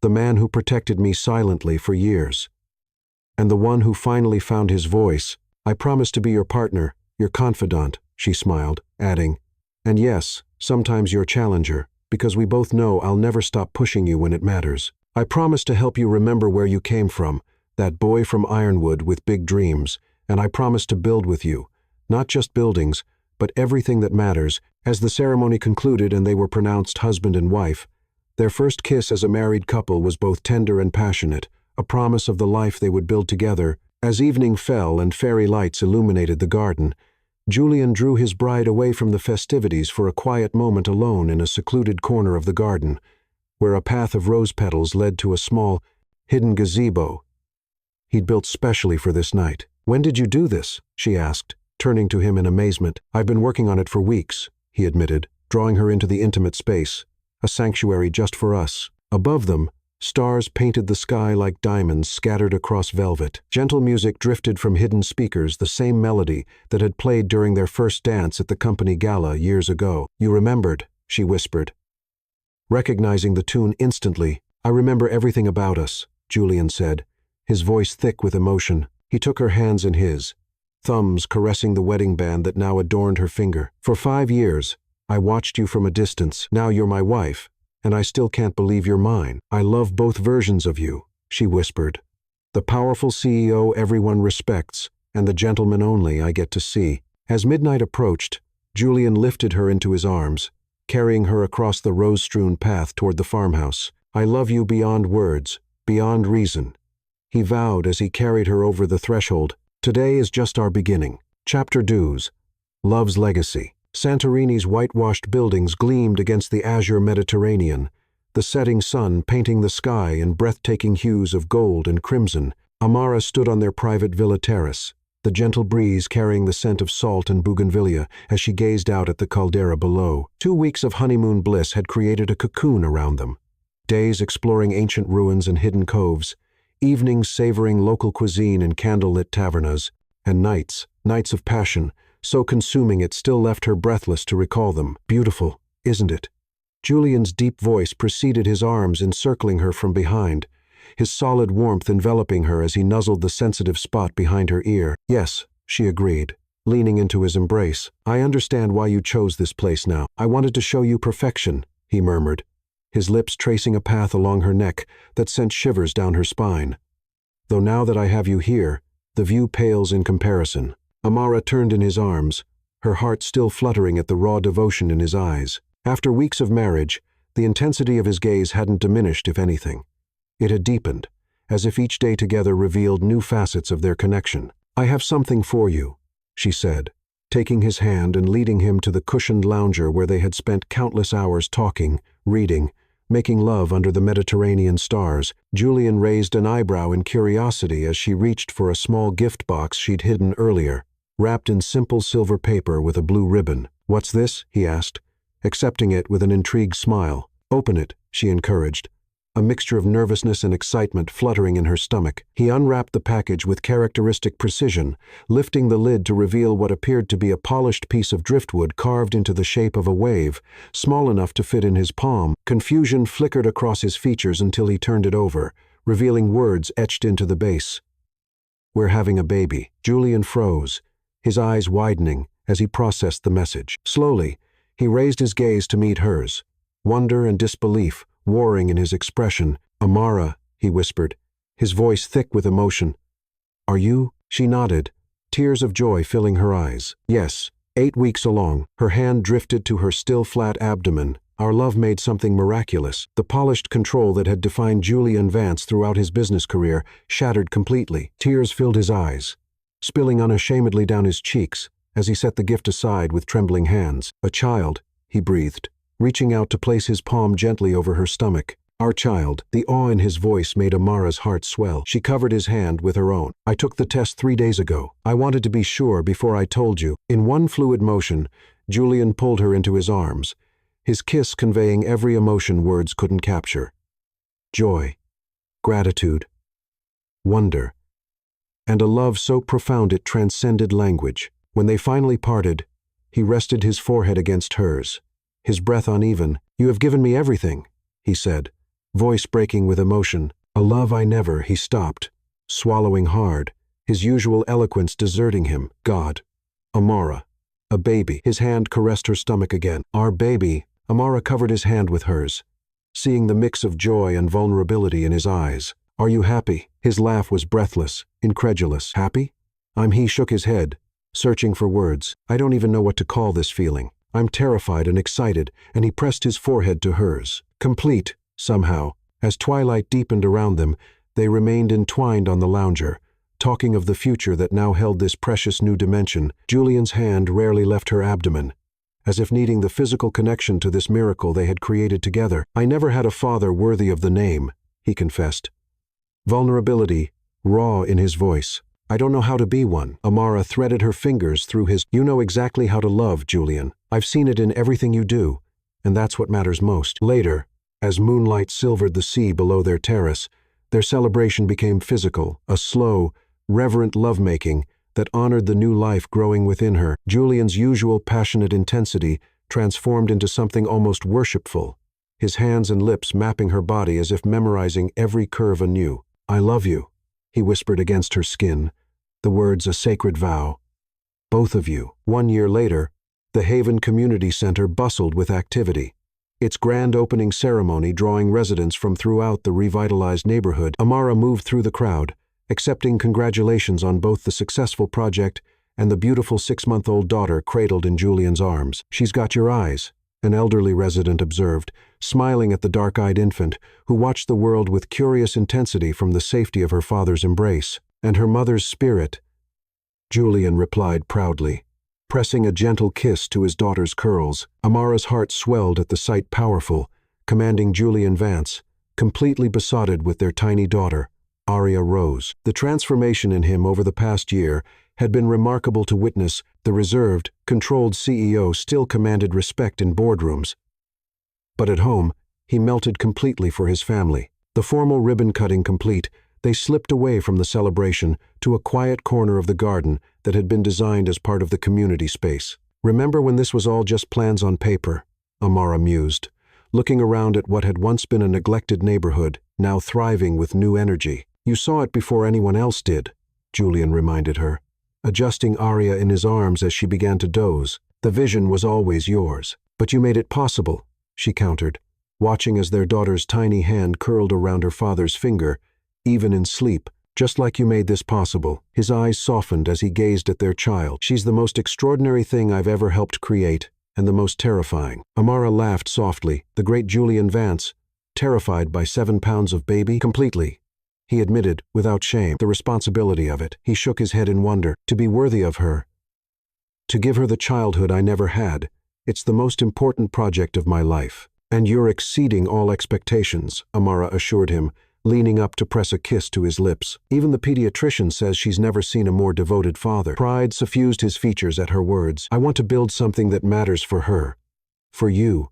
For us. Later that evening, as they settled into the family wing they had created at the farmhouse, their primary residence since Arya's birth, Amara watched Julian gently place their sleeping daughter in her crib. His large hand lingered on her tiny back, his expression one of absolute wonder. Sometimes I still can't believe she's real, he confessed softly as they stood together watching her sleep, that any of this is real. Amara leaned against his side, his arm automatically curling around her shoulders. Believe it, she whispered. This is our reality now. In their bedroom, with Arya's monitor softly humming nearby, they came together with the passion that had never dimmed between them. Parenthood had added new dimensions to their relationship.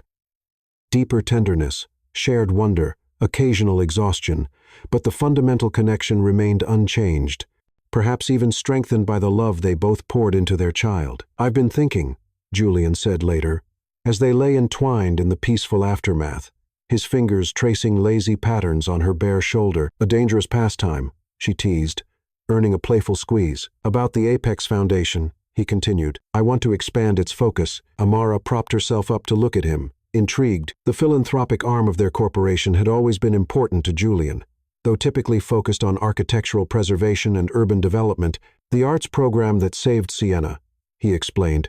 Programs like that for children who need creative outlets, safe spaces to discover their talents. I want to establish them in every community we develop. The thoughtfulness of this vision touched her deeply. That would be wonderful. And something else, he added suddenly, looking almost shy, an expression so rare on his confident face that it immediately captured her attention. A program specifically for shy children, those who struggle to find their voice. Understanding dawned.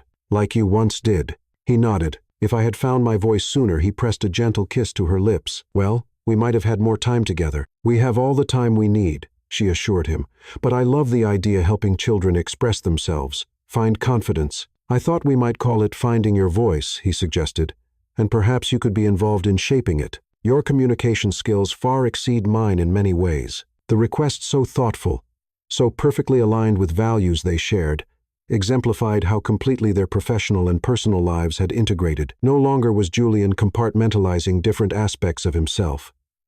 Every part of his life reflected his whole heart. I'd be honored, she told him sincerely. Satisfaction settled over his features as he pulled her close again. I keep thinking about legacy, he admitted, what we leave behind. For decades, I thought legacy meant buildings with the Apex name, developments that would stand for generations. And now, she prompted gently, his eyes drifted toward the baby monitor, where Arya's peaceful breathing created a gentle rhythm. Now I know true legacy lies in the lives we touch, the communities we help build, the opportunities we create. His gaze returned to Amara, the love we share that creates ripples far beyond ourselves. The Santorini sunset painted the world in gold and crimson, just as it had 1 year earlier when Amara had shared news of their impending child. They had returned to celebrate their anniversary, leaving Arya in the doting care of her grandmother and aunt for 3 precious days of reconnection. They stood on the same terrace, but now Julian held something in his hands, a small, leather-bound book. What's this? Amara asked.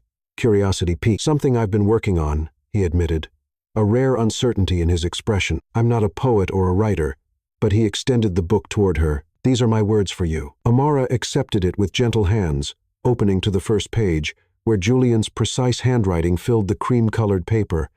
To Amara, who taught me that the most powerful words are those spoken from the heart. Turning the pages, she discovered a journal of sorts, his thoughts, memories, and feelings chronicling their journey together.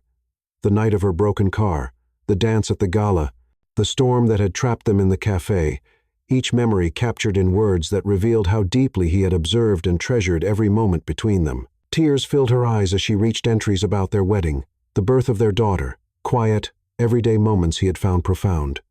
Today, Arya smiled for the first time, and Amara cried with joy. I understood then that all the buildings I have created pale beside this family we are building together. The final entry was dated that morning.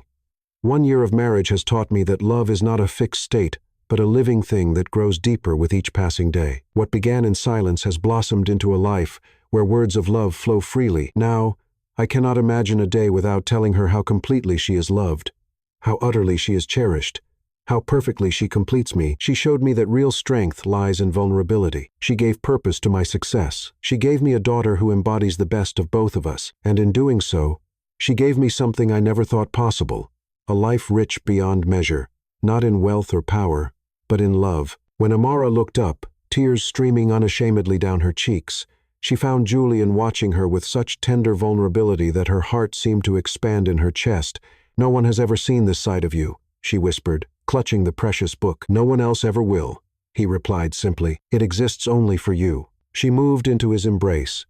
The journal pressed between them like a physical manifestation of their connection. "I love you," she said, the words simultaneously ordinary and profound, so completely. As the sun sank lower on the horizon, bathing them in golden light, Julian lifted her chin for a kiss that spoke of passion undiminished by time, of commitment only deepened by challenges overcome, of a love that had transcended silence to find its perfect expression. "We have built something beautiful," he murmured against her lips, "more lasting than any structure, more valuable than any fortune." "Love beyond words," she whispered back, echoing the title he had given his journal, "though I'll never stop trying to find them." "I promise," he vowed, gathering her closer as twilight descended around them. "For you, for Aria, for the family we're creating together." As stars began to appear in the darkening sky above Santorini, Julian and Amara stood wrapped in each other's arms, their hearts beating in perfect synchronicity. The journey that had begun with silent longing had transformed into a symphony of shared dreams, passionate connection, and abiding love. For a man who had once feared vulnerability and a woman who had once prioritized independence above all else, they had discovered the most profound truth, that in surrender to love, they had found not weakness but strength, not limitation but boundless possibility. And as the moon rose over the Mediterranean, casting silver light across the sleeping island, they renewed their commitment in the most ancient and sacred way through the passionate, physical expression of a love that had finally, beautifully, eternally found its voice,